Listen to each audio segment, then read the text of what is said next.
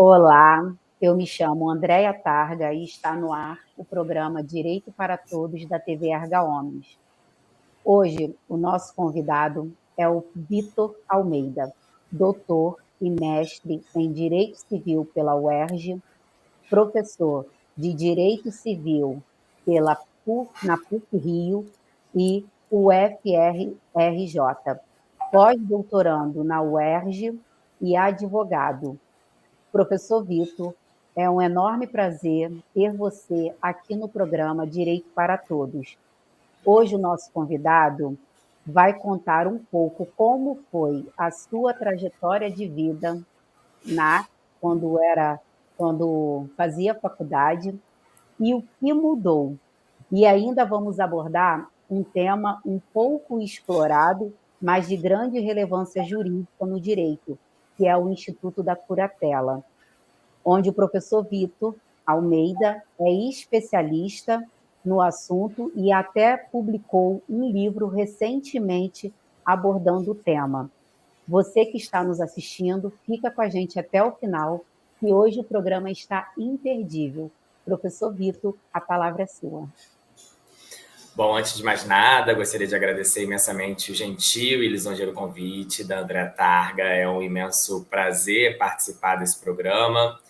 A Andréia, porque eu tive a oportunidade, na verdade, de dialogar um pouco, né, já que eu fui professor da Andréia na pós-graduação em Direito das Famílias e Sucessões da PUC-Rio. Então, né, é sempre um prazer rever os ex-alunos, conversar, dialogar, principalmente sobre um dos temas que, inclusive, faz parte aí, né, do temário do direito das famílias, né, que é a curatela. Então, antes de mais nada, fica aqui o meu registro, o meu agradecimento pelo convite, Andréia. Muito obrigado, de verdade. Além de tudo isso, a gente compartilha o signo, né? Então, além das questões jurídicas, a gente também compartilha aí, né, do ser Libra, de como experimentar e vivenciar, né, esse signo, né, que para muitos é o melhor signo do zodíaco, mas enfim, não vou entrar aqui nesse tema tão controverso do programa de hoje, né, mas somos librianos. Bom, André, na verdade, assim, minha trajetória no direito é uma trajetória um pouco acidentada no início. Eu não era uma criança, um adolescente que tinha certeza que queria fazer direito, acho que nunca foi um sonho, né? E acho que muito menos ser professor de direito, né? Lecionar. Eu fiquei bem confuso no início com relação a algumas carreiras, como jornalismo, psicologia. Gostava muito de história, né? Então, em algum momento pensei em fazer história, mas aí eu falei, não vou fazer história porque eu não quero ser professor. E a vida prega algumas peças na gente ao longo do nosso caminho, né? Da nossa trajetória. Então, não foi uma decisão muito antiga, não foi um sonho acalentado, né? Aí, no final, eu acabei entendendo que direito me dava muitas possibilidades, né? Como todo mundo que normalmente entra no curso de direito acaba enxergando aí múltiplos caminhos, né? E acabei optando pelo direito. Mas nem foi uma decisão também tão definitiva no início, né? Eu comecei cursando 2 faculdades. Eu fazia direito em um período e fazia ciências sociais em outro. Em algum momento eu tive que me decidir, né, Andréia, sobre qual curso eu iria seguir. Acabei optando pelo direito.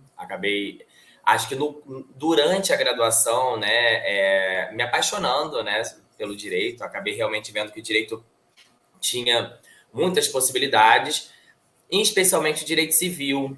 Acho que o direito civil acabou sendo aí a minha, né, a forma pela qual eu passei a compreender a importância de direito, e o direito passou a ter uma grande importância para mim.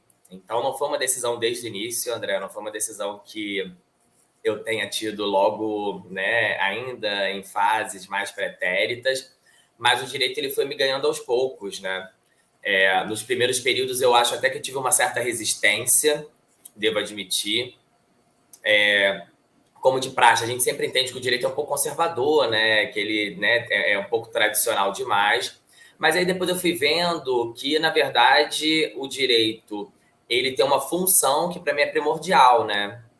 Que é cuidar das pessoas, que é evitar conflitos, que é, né, de alguma maneira, trazer aí um pouco de, não somente de paz no sentido mais abstrato, né? mas ele permite, sobretudo direito civil, que as pessoas possam ter aí novas possibilidades, novas perspectivas, possam entender melhor as relações humanas, né? E se tem uma certeza que eu sempre tive, é que eu sempre quis trabalhar com pessoas, né? Eu gosto de lidar com pessoas.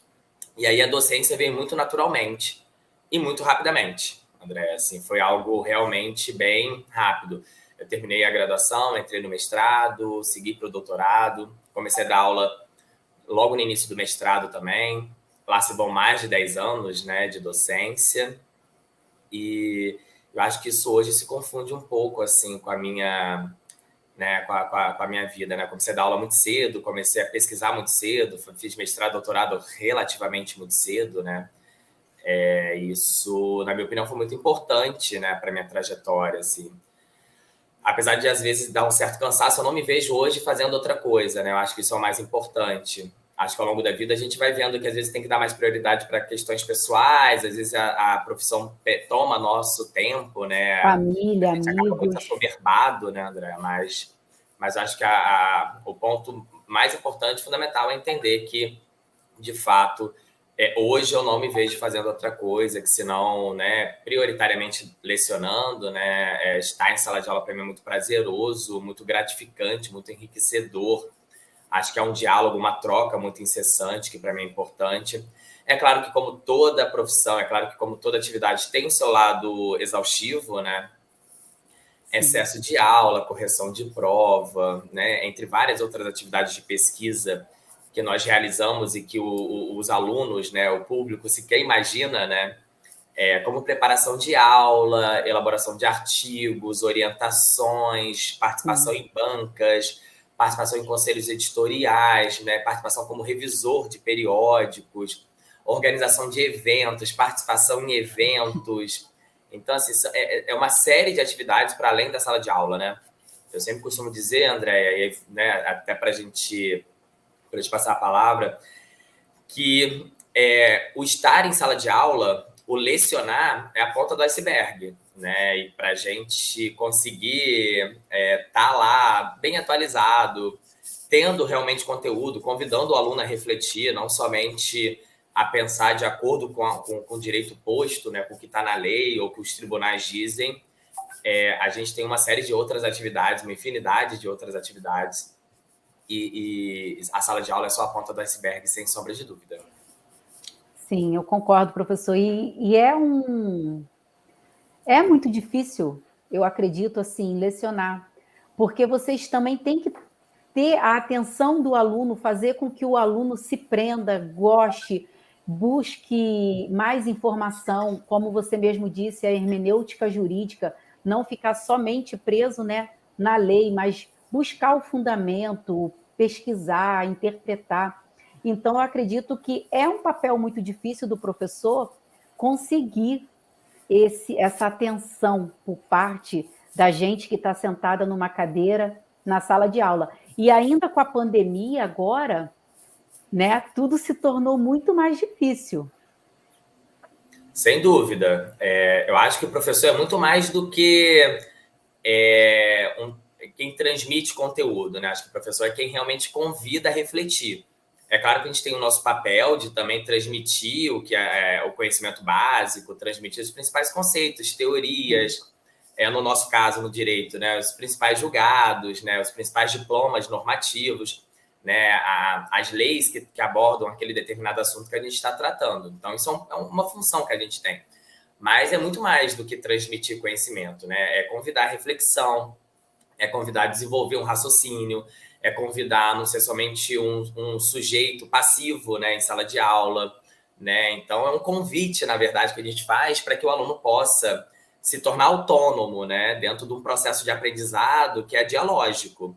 Então, acho que isso é fundamental, assim, a gente tem muito, dentro dessa perspectiva, muito mais uma função pedagógica do que uma função de transmissão de conteúdo, né? A transmissão de conteúdo talvez seja um dos aspectos importantíssimos, sem sombra de dúvida, mas talvez um dos mais fáceis, né? Que é talvez tornar o assunto mais didático, né? Mastigado, convidar o aluno a refletir, convidar o aluno a se debruçar sobre determinados temas, se aprofundar nos fundamentos, ter uma perspectiva crítica, né? Que eu acho que talvez seja o mais importante. Difícil, né? E difícil. Essa é a parte mais complicada, na minha opinião, assim, mais difícil.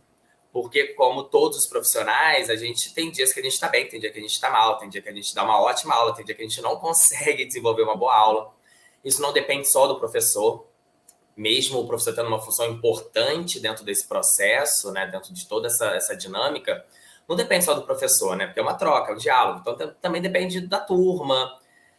Tem turma que realmente tem né, uma participação mais ativa, tem turma que não tem uma participação mais ativa, e os professores, logicamente, dependem muito desse diálogo, dessa troca, para que a aula possa ser mais rica, mais fluida, né, que ela possa ter, de fato, aí um rendimento melhor, né, para todos, para os professores, já que nós aprendemos diariamente, mas também para os alunos, sem sombra de dúvida.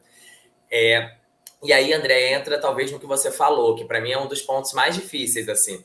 Na minha vida pessoal, e a André me acompanha um pouco nas redes sociais, né? Apesar de uma parte dela acabar sendo um pouco mais privada, e eu prefiro que eu mantenha assim, né? Um Instagram fechado, enfim, um profissional e um pessoal. Eu costumo ser uma pessoa bem alegre, bem animada, mas eu também acho que o direito ele tem que ter uma certa seriedade, um comprometimento. Então, seriedade não é ser sério e sisudo. Ser sério no sentido de ser comprometido.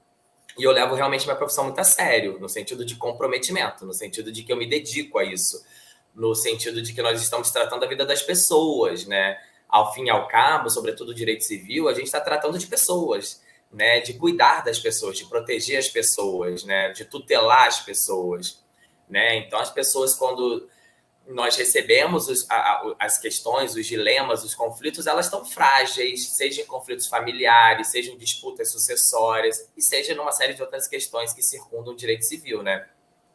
Claro que algumas com uma carga maior do aspecto patrimonial e econômico, outras com uma carga maior de aspectos pessoais, existenciais, mas sempre ali nós, né, temos que lidar com pessoas frágeis, com pessoas vulneráveis em certos aspectos. Não vulnerabilidade no sentido técnico, mas vulnerabilidade de que todas as pessoas possam ser feridas, né? Nós estamos vulneráveis né, suscetíveis e dentro desse aspecto, na minha opinião, é muito importante que a gente realmente tenha essa seriedade, esse comprometimento. E aí a gente passa por todos os ciclos, todas as etapas. Para mim é desde a sala de aula até o advogado que vai atender o cliente, até o juiz que vai julgar o caso, até o promotor que eventualmente vai atuar naquela demanda, até o defensor público, né, que também pode ser convocado em determinadas situações a atuar dentro daquela questão. Então, assim, eu realmente, né, em sala de aula, acho que a gente tem que ter esse comprometimento. É claro que o comprometimento e seriedade não quer dizer que a gente também não tem que ser leve. Nós já tratamos de temas, às vezes, muito tensos, né, de temas muito complexos, de temas realmente que acabam tendo aí, né, um peso emocional para todos os envolvidos, e nós como profissionais, apesar da gente tentar não se envolver, a gente se envolve um pouco em algumas demandas, né? É claro que tem uma série de demandas repetitivas, é claro que tem uma série de demandas que inundam o nosso dia a dia, a gente tem um olhar técnico, ou tentamos ter um olhar técnico, mas em questões familiares é impossível a gente, de vez em quando, não se envolver um pouco, né? Concordo.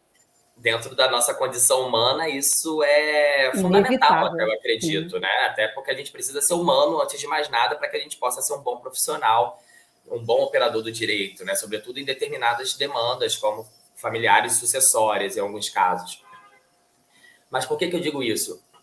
Porque equilibrar, e eu acho que essa é a minha colocação, né? Agora, equilibrar comprometimento e seriedade com leveza, né? E um pouco de graça para você conquistar o aluno, para mim é muito difícil, porque eu nunca quis ser aquele professor oba-oba, né? Aquele professor que realmente chega lá, brinca com todo mundo, mas não passa conteúdo, não tem seriedade, não convida a reflexão.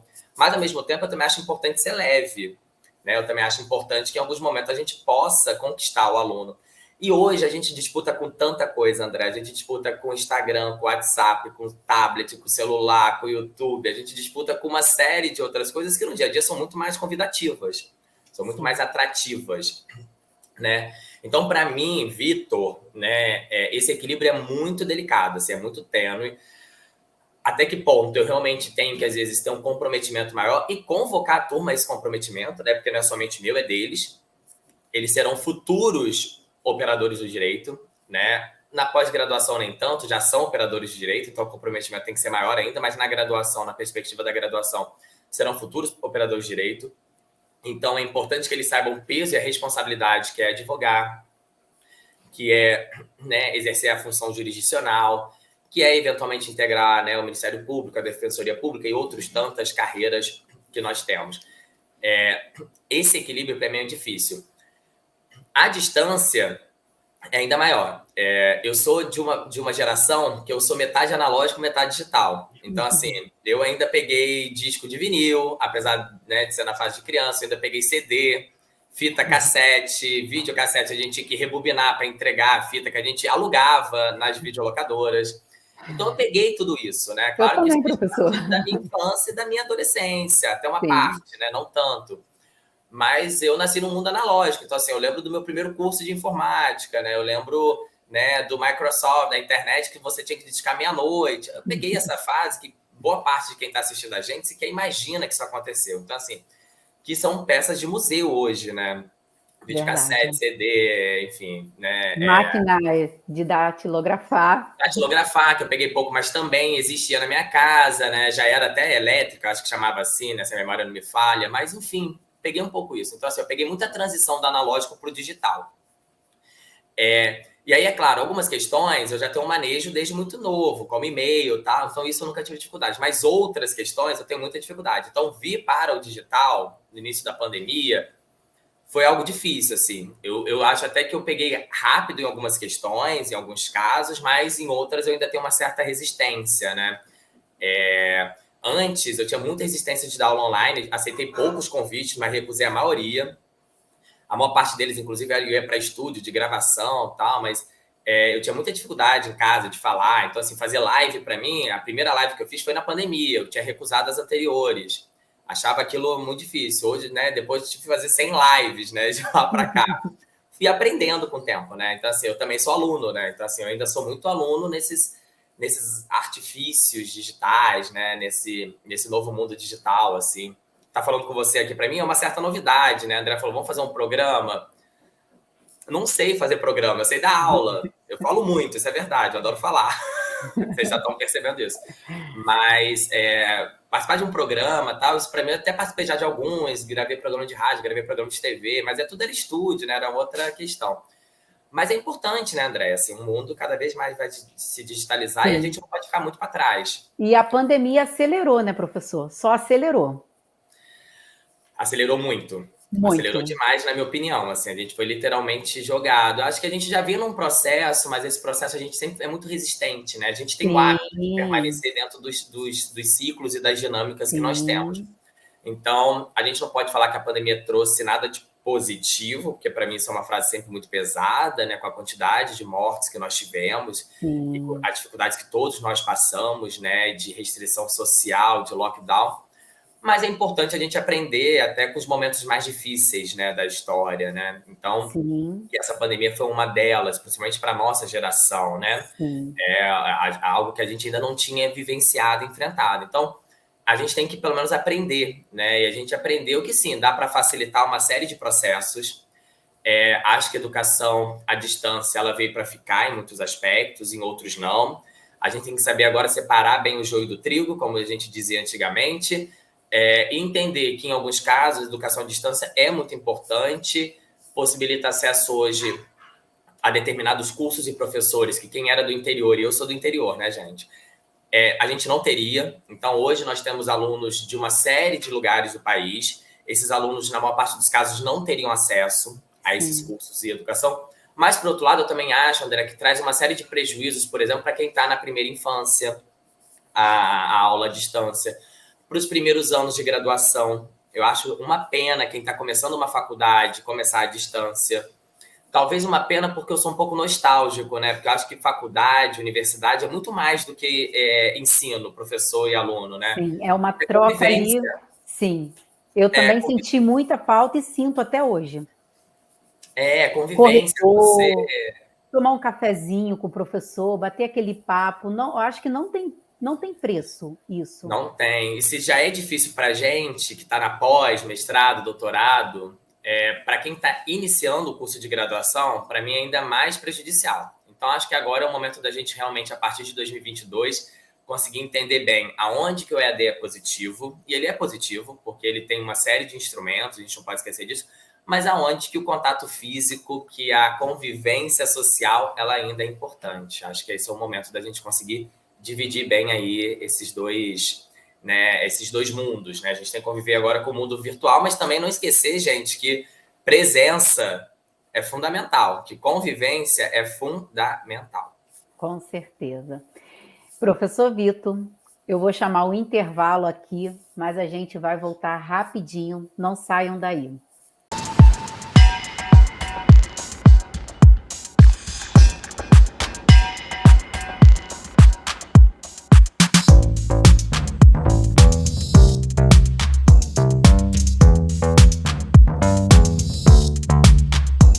Já estamos de volta com o programa Direito para Todos e agora o nosso convidado, Vitor Almeida, vai abordar um tema para lá de sensível e importante instituto jurídico, que é a curatela.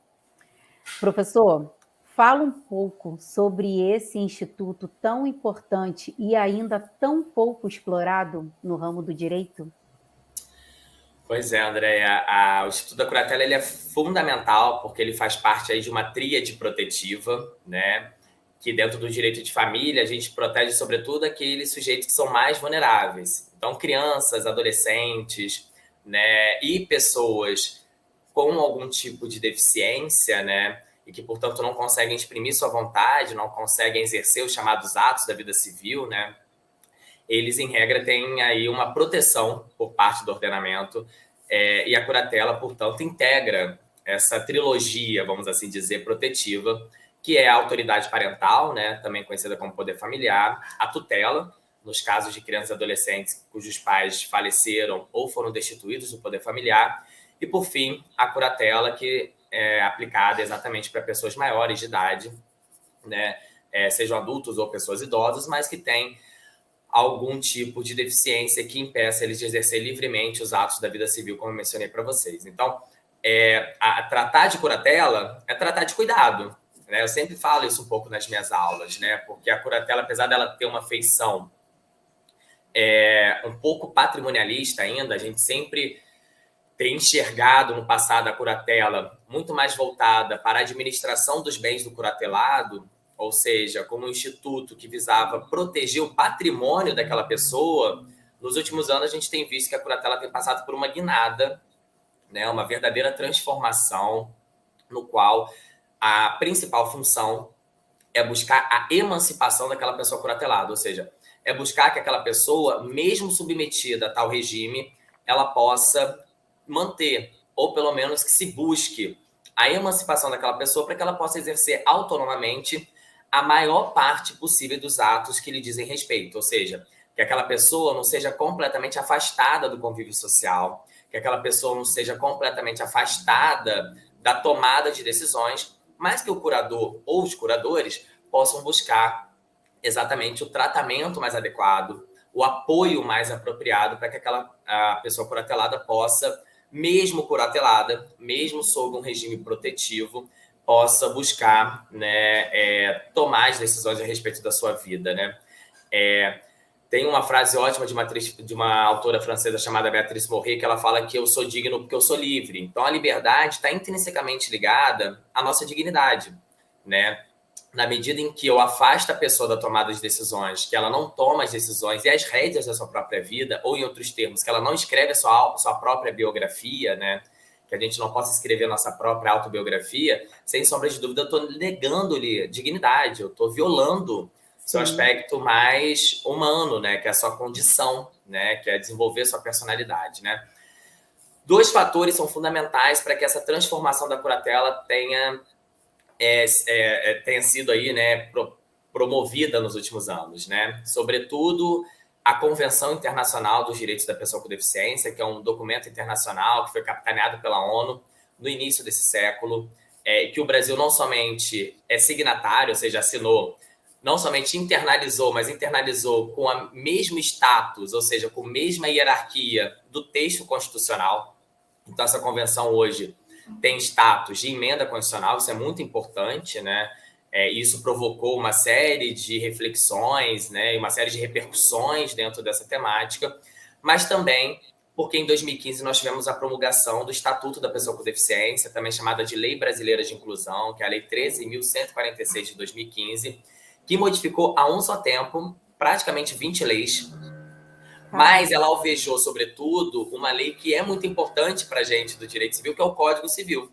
O Código Civil sofreu uma série de reformulações por causa dessa lei, né, 13.146, o Estatuto da Pessoa com Deficiência, que provocou alterações no regime das capacidades, que provocou alterações no casamento, que provocou alterações numa série de institutos que são centrais, né, dentro da ordem, dentro do ramo do direito civil.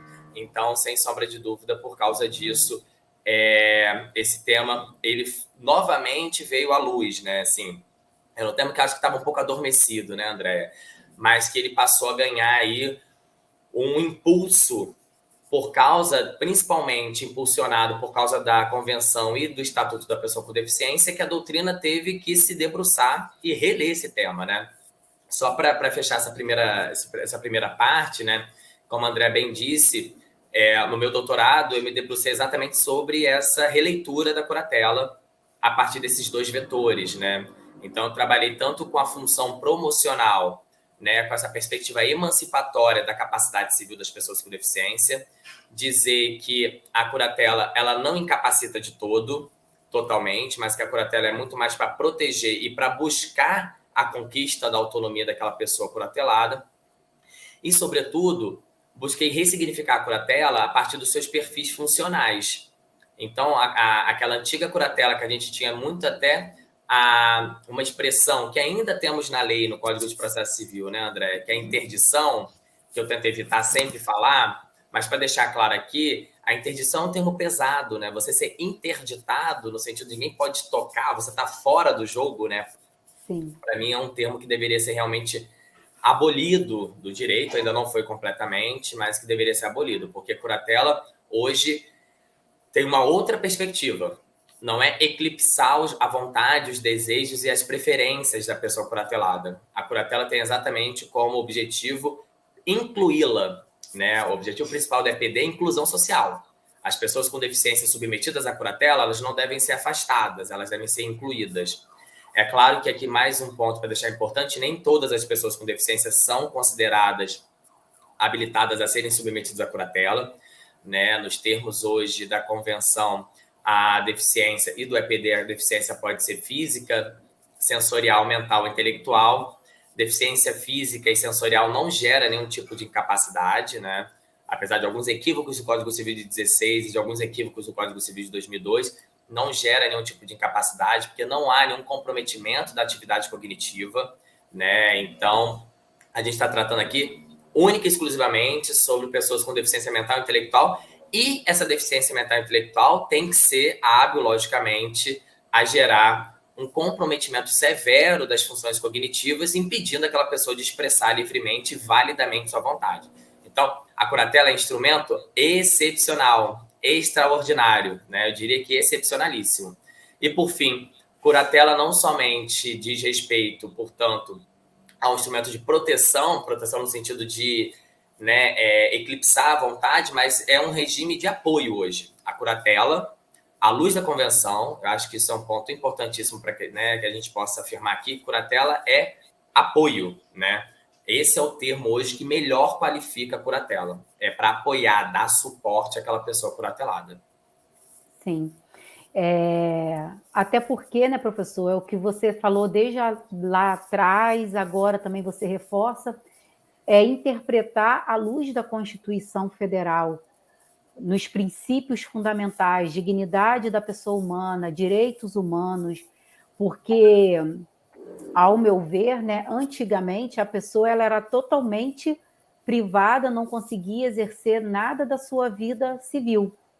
E uma outra pessoa, um terceiro, que era responsável por tudo, e muitas das vezes essa pessoa, né, ela tinha como exercer alguns atos da vida civil, mas acabava sendo, como você bem disse, interditada, que é uma palavra realmente muito forte, né? E Deixa eu te fazer uma pergunta, professor. Como se dá a tomada de decisão apoiada na curatela? E quem pode ser curador? Bom, André, como você mencionou bem aí no início, eu venho de uma escola, no sentido, né, de pensamento, escola de pensamento, né, muito forte nessa releitura do direito civil à luz da Constituição.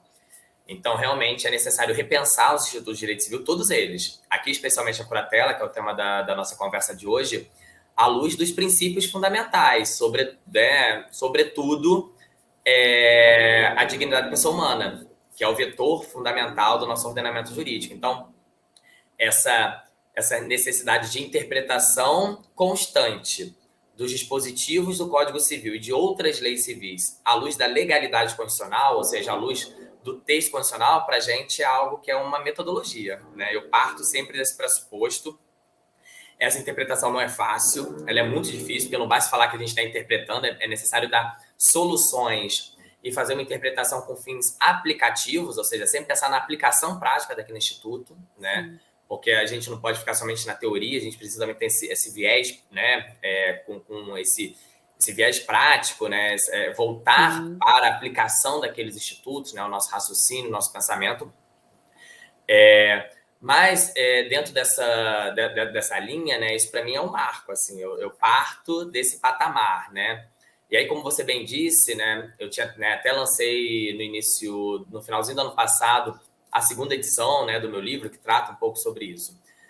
Mas a sua pergunta é muito interessante, aí já partindo um pouco para a resposta, né? O Estatuto da Pessoa com Deficiência trouxe mais um instituto que não existia até então, um instituto novo dentro do nosso ordenamento, que é exatamente a tomada de decisão apoiada. O artigo 1783-A trouxe esse novo instituto.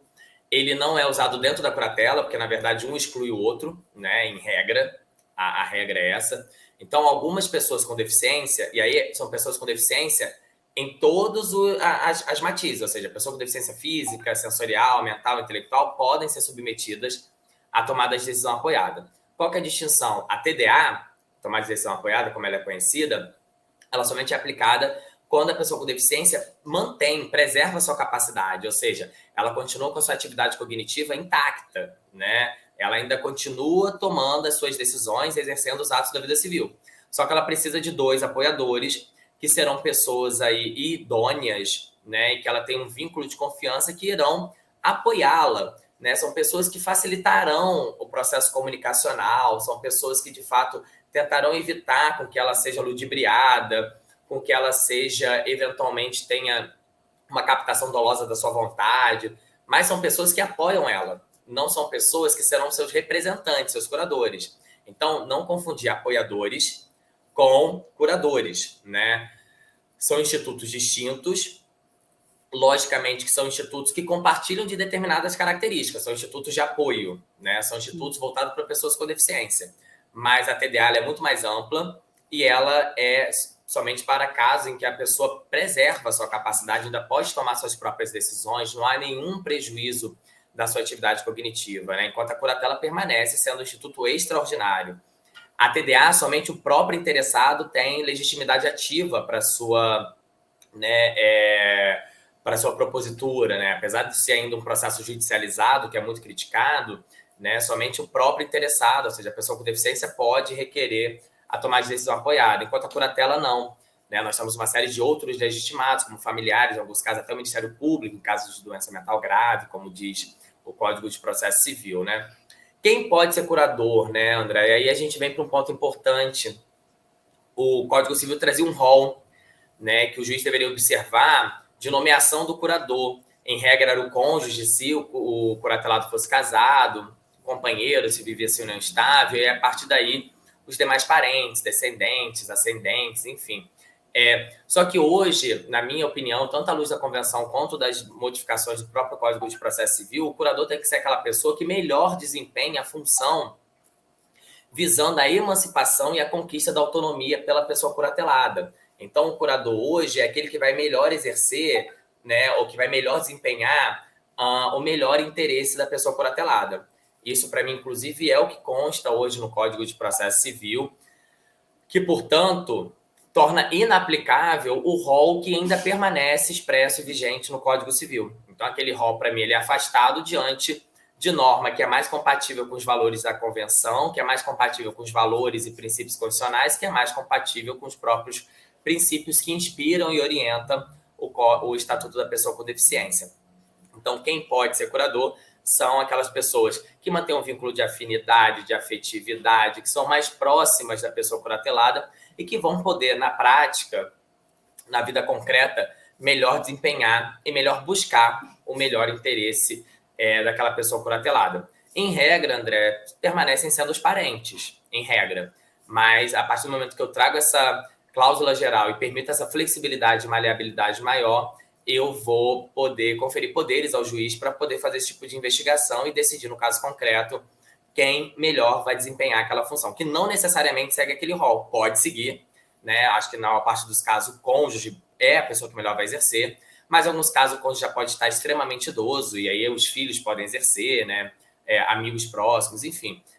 Diante das circunstâncias mesmo do caso concreto, que a gente vai poder analisar e melhor basear a escolha do curador. Que, inclusive, hoje, né, trago aqui como novidade, pode ser mais de um curador, já que o próprio EPD trouxe a figura da curatela compartilhada, né? Então, hoje nós podemos aí que 2 ou mais curadores possam compartilhar as funções que seriam atribuídas a somente uma das pessoas. Eu costumo dizer, e para fechar esse ponto, que a curatela hoje é um encargo, é um ônus que traz uma série de responsabilidades. Então, ser curador não é tão fácil, né? Muito se teve no Brasil no passado, né, André? Uma briga, uma disputa de herdeiros, de parentes, né, visando uma futura herança, no qual haviam disputas patrimoniais, argentárias severas, para que aquela pessoa fosse curatelada e os familiares mais próximos pudessem gerir o seu patrimônio. Vejam, a curatela não tem mais esse viés, não tem mais essa finalidade. A curatela é hoje um encargo de cuidado, é um ônus de cuidado, e esse deve ser, aí, portanto, o munus a ser perseguido pelo curador ou pelos curadores, né? Que é cuidar da pessoa curatelada, buscando a sua autonomia, buscando uma vida independente, respeitando suas vontades, preferências e desejos. É muito importante esse ponto que você trouxe, professor, de que agora mais de uma pessoa pode, né, vir como curatelado, né, como curador. Porque realmente eu acho que uma pessoa sozinha, até mesmo para poder cuidar dessa pessoa, dependendo, é muito difícil. E você poder revezar, de repente, uma semana fica com um, a outra semana fica com outro, isso realmente divide, né, os afazeres, o cuidado, e isso é um ponto muito importante, né, que a lei trouxe agora. E essa questão também que você trouxe sobre a herança, eu acredito que deveria ter muito discurso, muitos processos no judiciário acerca de quem ficava no final ali, porque, se eu sou o curador, eu que tenho direito, porque eu que cuidei dele o resto da vida, então deveria ser bem complexo mesmo esse tema no judiciário, né? Eu acho que era complexo, permanece complexo, né, André? Os institutos não mudam do dia para a noite, a curatela está em processo de mudança. Na prática, ela ainda está bem distante, bem diferente do que era antigamente, né? Então, de fato, acredito eu que essas disputas permanecem. Com uma intensidade grande. O que muda é a função do instituto. Hoje é a forma como a gente tem que decidir um instituto, né? Acho que isso é importante. E aí, só para fechar esse ponto, acho que a curatela compartilhada ela vem num ótimo momento, ela vem num ótimo, num momento muito propício de transformação da curatela. Primeiro porque eu posso ter o compartilhamento. Existe a curatela compartilhada conjuntiva, né, em que os 2 curadores ou mais vão compartilhar as mesmas funções, as mesmas atividades, mas eu também posso ter uma curatela compartilhada fracionada, em que os curadores vão fracionar, dividir as funções que lhes são atribuídas. Então, às vezes, eu tenho um filho que ele ele é economista ou ele é investidor, ele vai saber gerir bem um patrimônio. E eu tenho outro filho que é melhor na relação às questões de cuidado diário, né? E dar médicos, hospitais, enfim. Então, esse fracionamento pode ser importante, ou também uma atuação conjunta. Me parece que também pode ser algo bastante benéfico, né? Pode ser algo que, de fato, vai aí trazer uma melhor qualidade de vida, que acho que é isso que a gente está buscando, para a pessoa curatelada, né?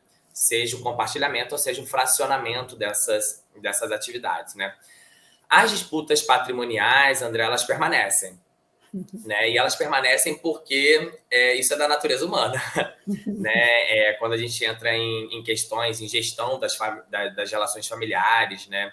E, né, por consequência das próprias questões sucessórias, né, na hipótese de falecimento de algum familiar, naturalmente, em vários casos, vão continuar tendo disputas puramente por questões econômicas, argentárias, né, disputa de dinheiro. Acho que isso faz parte. O direito não elimina isso, né? Mas o direito, na verdade, tenta impor uma nova diretriz. O direito não vai privilegiar disputas patrimoniais, vai privilegiar a dignidade do curatelado. E eu acho que esse é o ponto importante hoje, que é a orientação jurídica. As disputas vão continuar existindo, né? A gente não muda a natureza humana, mas a gente dá uma diretriz de que o nosso marco constitucional brasileiro é um marco que privilegia a dignidade, é um marco que preza pela solidariedade familiar e que, portanto, é uma necessidade de proteção enérgica, de uma proteção enérgica do vulnerável, que é a pessoa curatelada, a pessoa submetida à curatela. Acho que esse é o ponto importante que há que se frisar, né? A gente não elimina conflitos 100%, mas a gente dá uma nova diretriz, um novo encaminhamento para a solução desses conflitos. E isso é o mais importante, né, professor? O importante é isso daí. Vamos agora para o intervalo, mas voltamos rapidinho. Não sai daí.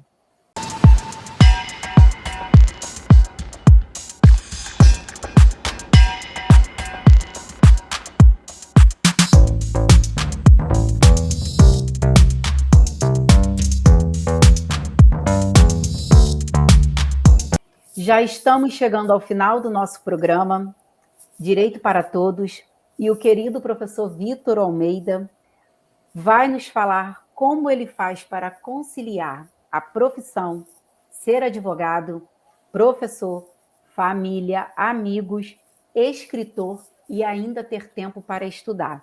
Existe algum segredo, professor Vitor? Não existe. Acho que existe terapia, Andréia. Acho que a resposta para tudo isso é terapia. Acho que assim, a modernidade traz para a gente essa série de funções, né? Sempre que eu converso com a minha avó, com a minha mãe, com meu pai, eu acho que cada vez mais a gente é catapultado a exercer uma série de funções e bem, né? Então, assim, a gente tem que ser um ótimo amigo, a gente tem que ser um ótimo profissional, a gente tem, além de ser um bom profissional hoje, eu tenho que dar aula bem, eu tenho que escrever bem, eu tenho que estar nas redes sociais, né? Eu tenho que compartilhar momentos. Então, assim, acho que a gente é muito exigido hoje em dia, né? Acho que essa exigência, é claro que ela tem diferentes tonalidades, a depender da pessoa.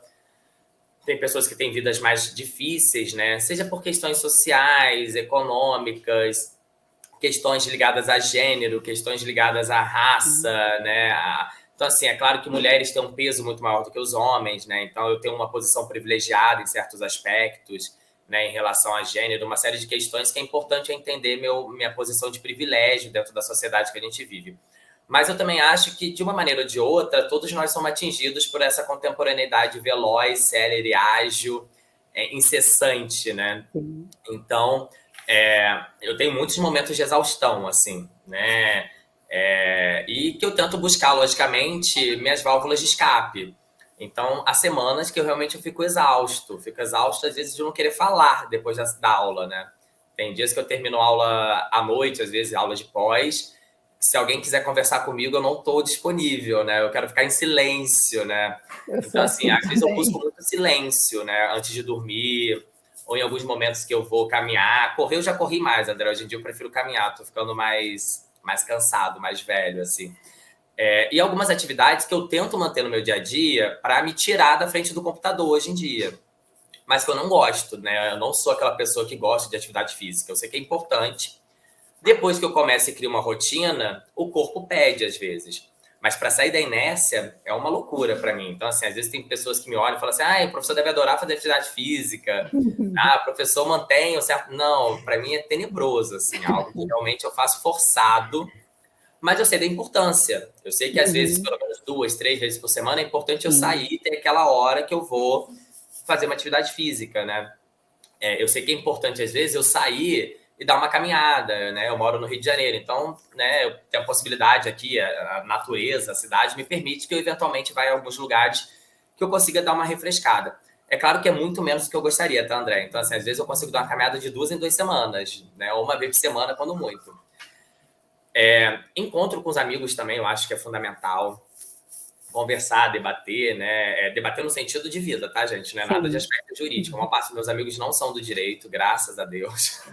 Eu consigo dividir bem e eu acho importante isso, né? Acho que é importante que a gente fale sobre vida, né? Claro que Sim. falando sobre vida, a gente também está refletindo sobre o direito, né? Quando eles me falam dos conflitos deles, eu acabo também pensando um pouco em aspecto jurídico. Mas é importante falar sobre vida, é importante compartilhar momentos. Acho que a amizade é o sal da vida, né? Com Então, certeza. como dizia o Jorge Amado, se a memória não me falha, mas assim, são minhas válvulas de escape. Família também. Minha família não mora na mesma cidade que eu, então, assim, sempre que eu encontro com eles, é o momento mais deles, assim, eu gosto de passar dias com eles, né? Então, assim, se eu viajo para visitar meus pais, é aquele dia deles, né? Vamos almoçar, vamos jantar, vamos ver TV, né? É uma frequência bem menor do que eu gostaria, obviamente, mas o dia passa a ser deles. Então, no dia que eu quero passar o dia com a minha sobrinha, o dia é dela, né? Eu sou aquele tio babão, então, assim, quer ir no shopping? Vamos no shopping, quero pular-pula, vamos pular-pula, quero parque de diversão, vamos no parque de diversão. Mas é bem menos, né? Isso acontece de vez em quando eu consigo viajar, visitá-los, né? Então, tudo isso realmente é difícil. Assim, eu acho que hoje a grande dificuldade mesmo é equilibrar as diversas funções profissionais. Como eu falei para você, é muito difícil entender que quem é professor não é só professor, né? Que você tem que fazer um mestrado, um doutorado. Hoje eu faço um pós-doutorado, né? Que eu tenho que terminar em algum momento. E aí você tem que responder aluno, tem que orientar, tem que ler monografia, tem que escrever artigo, tem que revisar periódico, tem que organizar eventos, tem que fazer curso de extensão.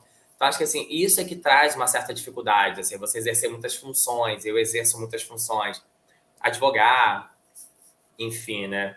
Então, acho que tudo isso é difícil. Então, acho que o recado que eu posso dar, André, é que, assim, não romantizem quem exerce múltiplas funções. Eu tenho muito cuidado com meus alunos quando eles, às vezes, me veem nas redes sociais, me veem na noite, saindo com os amigos, né? E acham que é possível romantizar, assim. Não é, não romantizem. O dia a dia é difícil, é complicado. A gente equilibra vários pratos, alguns quebram. E acho que é entender que é natural quebrar. E para o resto, quem puder fazer terapia sempre ajuda, na minha opinião. E fala um pouco, professor Vitor, sobre o seu livro, né, que você lançou agora recentemente pra gente. André, esse livro, na verdade, ele é fruto da minha tese de doutoramento, né? Ele está na sua segunda edição, até trouxe aqui para mostrar para vocês, né? A capacidade civil das pessoas com deficiência e os perfis da curatela, um livro que foi publicado pela editora Fórum, né?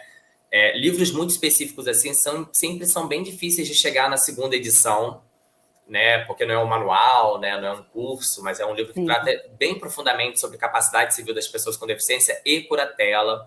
Eu também abordo um pouco de tomada de decisão apoiada, mas o foco principal é curatela, sem sombra de dúvida.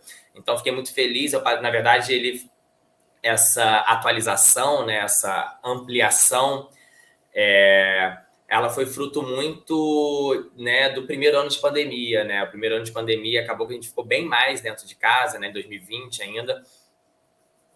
E uma das atividades que eu encontrei quando a gente não podia nem fazer atividade física na rua, né, era exatamente atualizar esse livro, né? Eu acho que seria algo bastante recompensador, assim, porque esse livro tem muito claro da minha pesquisa, do esforço durante o doutorado, né, que eu concluí lá em 2018, já tem algum tempo, né, e eu publiquei o livro logo no ano seguinte, 2019, e essa segunda edição saiu agora em 2021, mas eu acho que ela tem uma função que transcende muito o meu papel, assim, né? Que é exatamente de dar voz ou de alguma maneira, tornar visível o problema de pessoas que são invisíveis, né? A rigor, eu acho que quem deveria escrever sobre pessoa com deficiência são as pessoas com deficiência, né? Até pelo lugar de fala, a rigor, quem deveria escrever sobre questões raciais, né? São pessoas negras, mas assim, eu acho que o ponto fundamental daqui a gente entender é que em determinados momentos é necessário dar voz a elas. para que daqui a algum tempo a gente possa ter um número maior de alunos com deficiência nos cursos de direito, porque hoje são pouquíssimos, para que a gente possa ter material acessível para eles, para que daqui a um tempo eles escrevam sobre as demandas deles, né? Enquanto isso, é necessário que a gente possa, de alguma maneira, visibilizar, de alguma maneira, dar voz, de alguma maneira, tornar esse tema um tema que seja mais discutido e falado. Então, assim, acho que o grande ponto, que para mim é muito saudável desse tema, é que a gente discuta esse tema. Então, assim, eu sempre trago nas minhas aulas, quando a André me convidou para cá, sobre qual tema você quer falar, eu falo, quero falar sobre curatela. Porque não é só falar sobre o meu livro, né? Meu livro é um livro, como tantos outros bons livros no mercado. Mas é que quem escute a gente hoje se atente para o tema, se interesse sobre o tema, pesquise mais o tema. Eu acho que isso é muito importante a gente falar, né? A curatela é um instituto de direito, tem toda a sua técnica por trás dele. É importante que os operadores conheçam as novas vestes, como eu costumo dizer, né? As novas lentes pelas quais nós devemos ler esse instituto. A curatela de hoje não é a curatela do passado. Para quem já estudou curatela muito tempo atrás, revisite o tema, e que trabalhe com o tema, revisite. Busque se aprofundar, porque o tema, né, passou por uma forte revisitação. Mas, acima de tudo, além do aspecto técnico, para que as pessoas também, dentro dos seus lares, assim, passem a pensar que curatela não é para bens, não é para patrimônio, é para cuidar do seu avô, da sua avó, do seu pai, da sua mãe, do seu irmão, né? E que as pessoas possam ter também essa visão mais humana sobre esse tema, ainda que não sejam operadores do direito, ainda que essa visão mais humana seja exatamente por causa das relações familiares, dos vínculos familiares. Acho que esse é o grande objetivo, Andréia.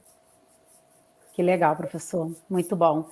Eu ainda não comprei o meu, mas assim que eu comprar, eu quero seu autógrafo, tá, professor? Com certeza, só marcar. Então, eu quero agradecer a todos que estão nos assistindo, à equipe técnica da produção, ao professor Vitor Almeida, por compartilhar um pouco sobre a sua história de vida, sobre a sua carreira, sobre Curatela, esse instituto tão importante aí do ramo do direito civil e tão pouco ainda explorado, um tema mega sensível, cheio de detalhes e que preza, né, pela dignidade da pessoa humana. Professor Vitor, quero te agradecer mais uma vez por ter aceito o convite, por ter participado aqui do Direito para Todos da TV Erga Omnes e muito obrigada. Imagina, o agradecimento é meu, André. Muito obrigado pelo convite. Tchau, tchau, professor.